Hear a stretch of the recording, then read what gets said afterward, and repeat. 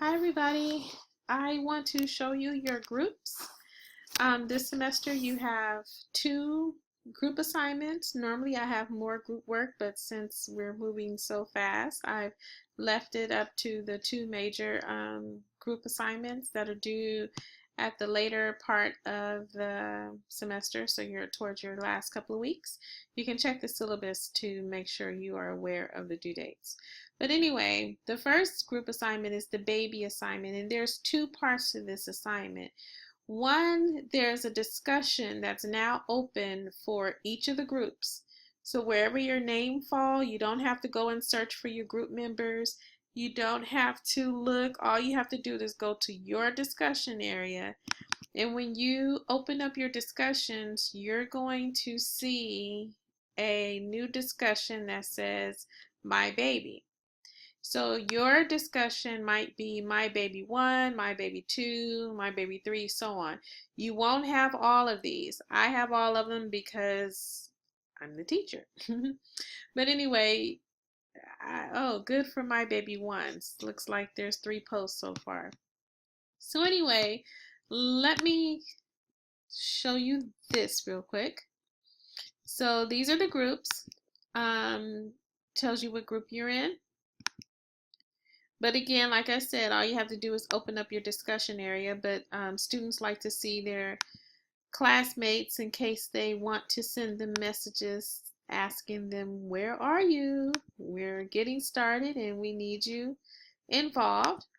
And I had one volunteer for group leader. So for my baby number 7, how do you pronounce your name? Jawaria, I am so sorry. If I was in class face to face, you would be correcting me right now. So I would say last name Sayed. Oh my God, I'm messing up. Anyway, group number 7, this is your leader. Thank you so much for volunteering. So for the other groups, somebody needs to step up very quickly and volunteer to be the group leader. As I mentioned in the announcement I gave, I sent out, I think yesterday, I asked for volunteers and I gave a little example of what the group leader needs to do. Basically compile all the information that your group members submit, and then you make sure you submit the final assignment on time. So it's not your responsibility to carry the load for the group, but you do want to kind of set some expectations. So in other words, if the assignment, for example, was due on July 1, then you might tell your group, okay, everybody, I need your input no later than June 29th to give yourself time to compile everything, make it available for the group to review before you submit the final posting by the deadline. Some group leaders also take the initiative to say, hey, let's break this assignment up into parts, and either the rest of the group can volunteer on what part they want to do. And then after so much time has passed, maybe the group leader says, okay, I'm going to go ahead and assign your parts. Okay, so each group leader is different, but it's okay for the group members to make suggestions on how they would like for their group to run. Let me take a peek and see what's happened in group number 1 so far. Okay, so Jocelyn has said hello. Donna has said hello. Jennifer said hi. All right, so now that you guys have all said hi, pick a group leader and get started. Oh yeah, watch my video.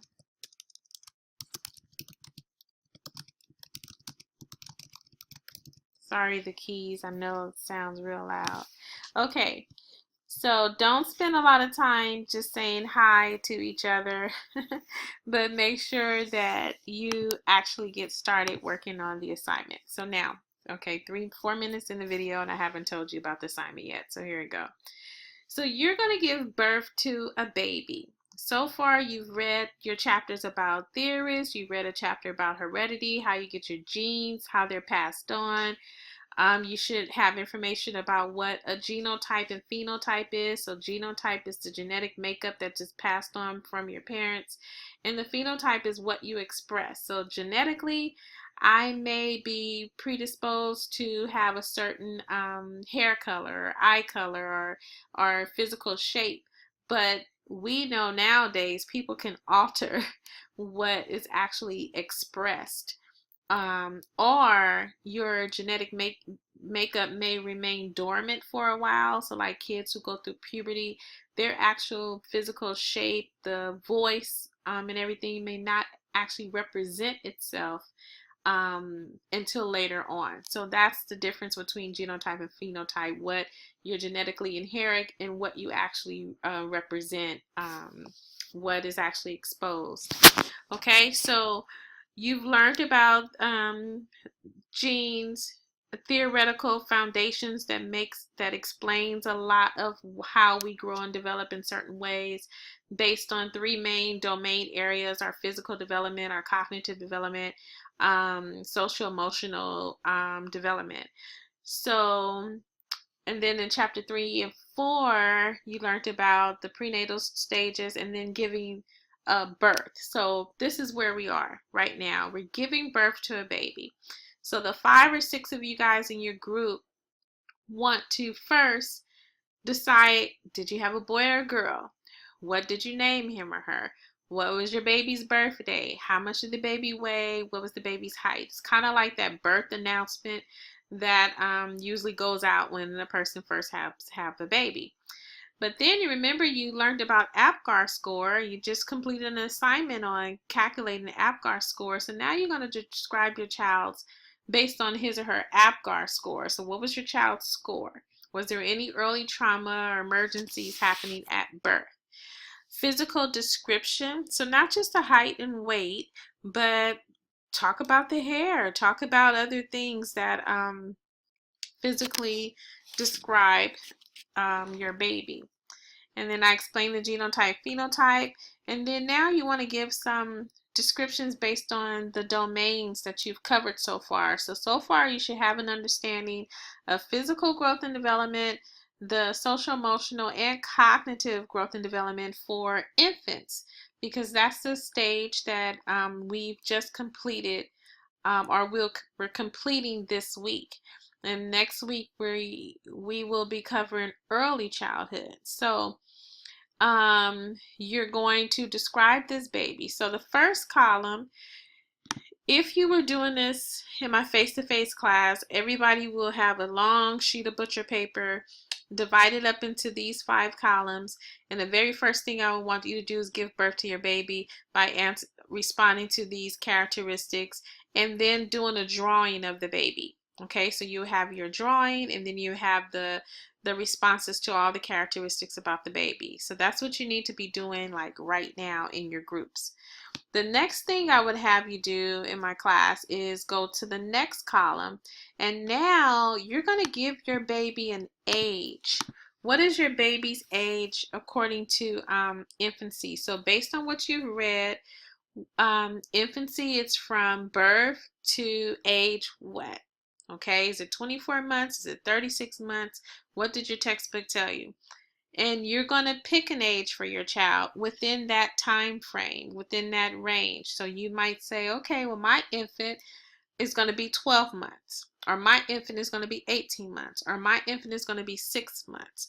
So as a group, you decide, or maybe as a group, you guys are all going to take a section. Okay, so whoever does this section will decide, my baby is now 9 months old. So in your description, you're going to describe the changes that have taken place since birth to 9 months. Or if you picked a 12-month-old, it would be since birth to 12 months. But not just physical changes, you want to also talk about cognitive changes, social emotional changes. Did they bond with the primary caregiver at birth? Did the mom go right back to work and there were some issues with attachment? Is a child growing and developing physically, on task, on target? And if so, how much does the child weigh now? So we know from birth to 12 months, 1 year, that the birth weight usually okay, I'm testing my memory, triples in weight. So if your baby was born at 7 pounds, then at infancy for a 12-month-old, the baby might be an average of 21 pounds. You guys check that and let me know if I'm correct. And then the same thing with the height. Now, let me let you know there are cheat sheets in your chapters. Every physical development chapter has a graph that you can follow the child's birth weight and height. So if the baby was whatever the baby was born at, you just follow it on that chart to the next age, and then you go to the physical chapter for early childhood and you follow the birth and weight on the chart to the next age. Okay, so for early childhood, you have to pick an age between, I believe your textbooks considers early childhood from 2 to 6. So you're going to pick an age, but within that range for your preschool child. So maybe you'll pick a 3-year-old. Maybe you'll pick a 4-year-old. Whatever age you pick, you have to describe the differences and changes in development from this 9-month-old to this 4-year-old. Or if you picked a 12-month-old, then from the 12-month-old to the 4-year-old. So what has changed? So now you have to look at the birth weight and height changes over a course of a few years, from 12 months to 4 years old. So how much would, on average, a child who weighed 21 pounds at 12 months weigh if they're going along a steady path at 4 years old? Okay. And then you're going to talk more about Piaget in reference to cognitive development. How's the child developing cognitively? Have they met some of the cognitive characteristics as described by Piaget? And so on. So I think you got the idea of what you're doing. You're going to work on this chart as we progress through the weeks, and it's going to go by very fast. So you should be having conversations with your group at least once or twice a week as you work on this. Post your comments and your input and your feedback in the discussion area.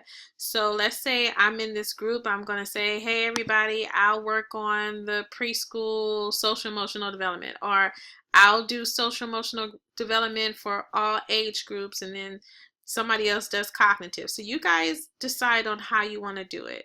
Maybe I'll do all of infancy. So that means I'll cover the social, emotional, the cognitive, and the physical development.